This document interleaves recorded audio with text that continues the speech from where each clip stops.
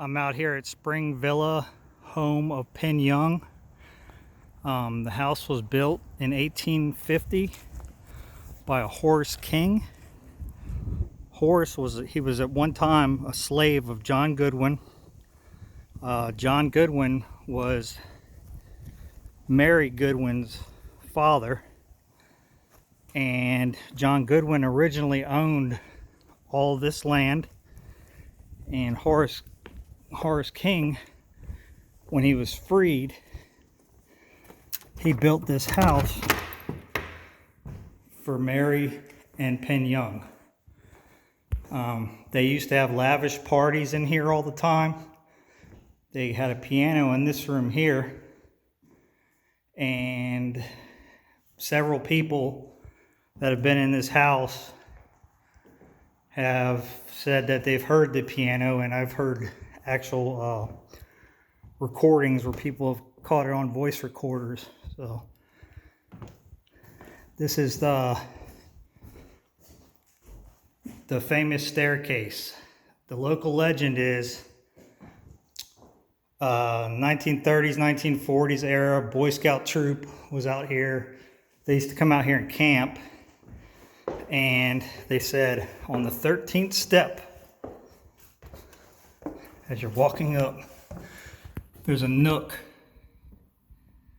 where a slave was hiding, and Penn Yonge walked up the stairs. The slave supposedly jumped out, and he killed him with a knife or cut his head off, depending on which story you've heard. None of that is actually true. He died of extended illness.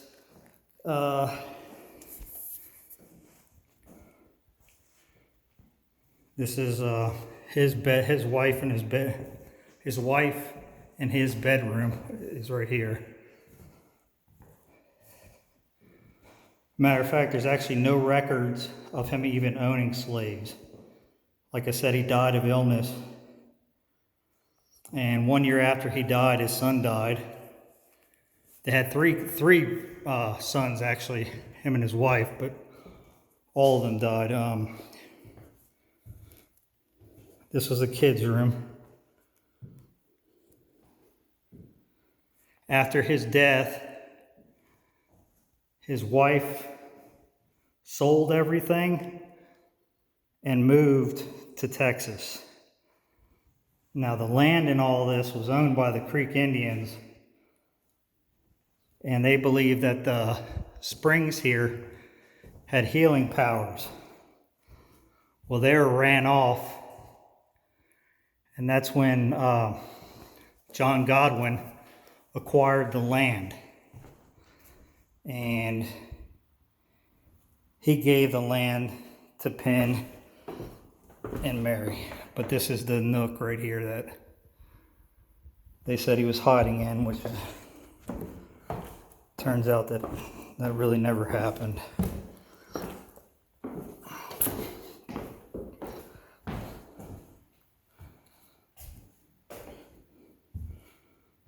Horace King, the guy that built the house, he was known for his bridge making.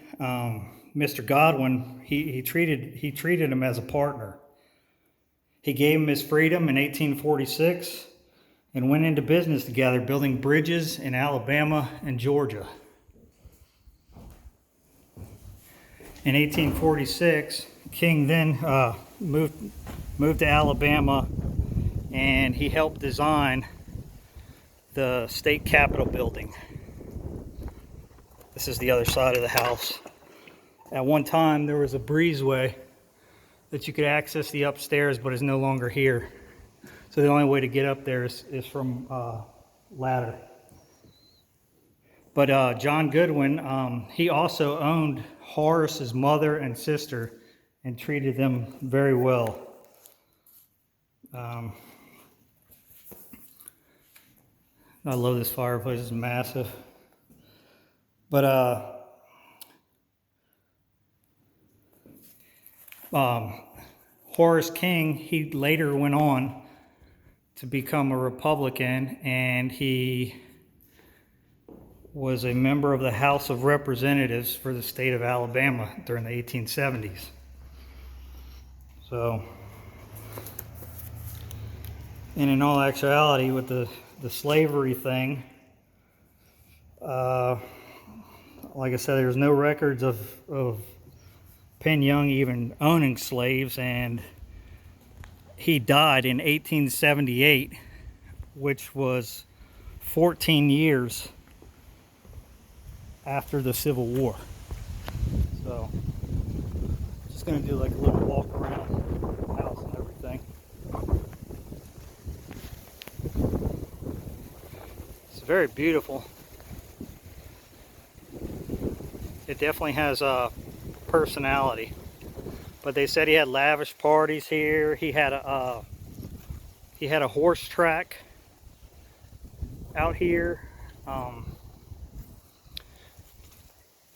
In 1849, he actually grew up poor. He wasn't a wealthy man. He went out to California to try to strike it rich from the gold mine, and well, he didn't strike it rich, unfortunately. But what he did do is he learned how to mine. And when he came back home, he started a mining company, and he started mining lime. And that's how he became rich and gained his fortune. So,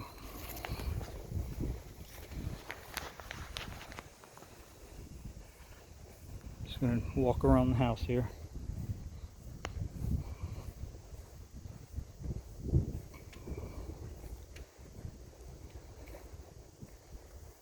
So this house sits at Spring Villa Park in Opelika, Alabama. I'm pretty sure I'm mispronouncing that, but it's in Alabama.